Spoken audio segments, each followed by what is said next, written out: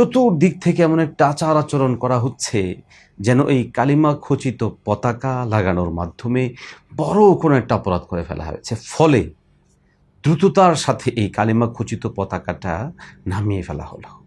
আমার প্রশ্নের জায়গা হচ্ছে, বাংলাদেশে এই সময়ে কত দেশের পতাকা আছে আপনারা কি জানেন?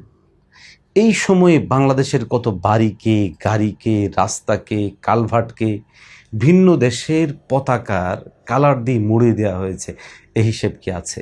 এদেশে এখন খেলার মৌসুম চলছে।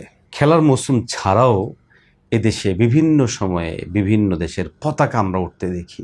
আমরা তো এমনও দেখছি যে বিভিন্ন দেশের পতাকা বানাতে গিয়ে কেউ ঋণ করছেন, কেউ জমি বিক্রি করছেন, কেউ স্ত্রীর কাছে যৌতুক চাচ্ছেন, এবং এটা নিয়ে সংবাদ মাধ্যমে বিরাট করে সংবাদ প্রকাশ করা হচ্ছে। সেই বাংলাদেশে কালিমা খচিত পতাকা কিছু ভাই তারা উড়ালেন।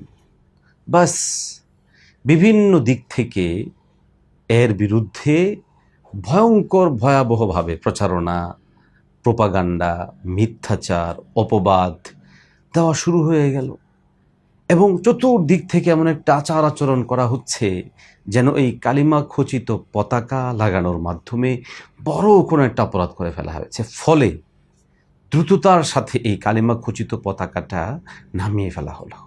আমার প্রশ্নের জায়গা হচ্ছে, বাংলাদেশে এই সময়ে কত দেশের পতাকা আছে আপনারা কি জানেন?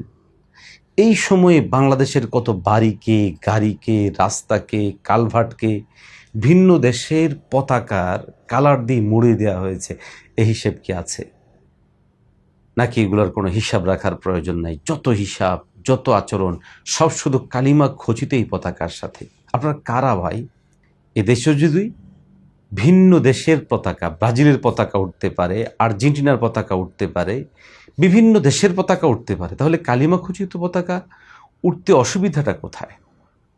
বিরোধটা কার সাথে? সরাসরি কালিমার সাথে? কালিমা খচিত পতাকা এই দেশের আকাশে উড়ুক, ন্যূনতম ঈমান যাদের আছে তারা তো সেটা প্রত্যাশা করবে। আমরা যাত্রাবাড়িতে কালিমা খচিত পতাকা সরিয়ে ফেলার তীব্র নিন্দা জানাচ্ছি। আমরা আহ্বান জানাবো সারা দেশের তরুণ যুবকদেরকে, আসুন কালিমার রঙে নিজেদেরকে রঙিন করি। কালিমা খচিত পতাকা দেশের আকাশে উড্ডীন করার জন্য আমরা আমাদের জায়গা থেকে সর্বোচ্চ পরিমাণ প্রচেষ্টা করি। আমরা দৃঢ়তার সাথে বলছি, আল্লাহর কালিমা, কালিমাতুল্লাহ যতক্ষণ পর্যন্ত সুউচ্চ জায়গায় না পৌঁছাবে, আমাদের প্রত্যেকটা মুমিনের জন্য জরুরি এই ব্যাপারটায় অবশ্যই খেয়াল রাখা। আমরা তো কত কথাই শুনি, গণতন্ত্রের কথা শুনি, আমরা শুনি বাক স্বাধীনতার কথা, আমরা শুনি ব্যক্তি স্বাধীনতার কথা। বাক স্বাধীনতা, ব্যক্তি স্বাধীনতা এগুলোর কারণে ভিন্ন দেশের পতাকা উড়ানো যায়, কিন্তু কালিমা খচিত পতাকা উড়ানো যায়। এটা কেমন বাক স্বাধীনতা? এটা কেমন গণতন্ত্র চর্চা? যে গণতন্ত্র চর্চা এক কাজ করতে দেয়, আরেক কাজ করতে দেয় না।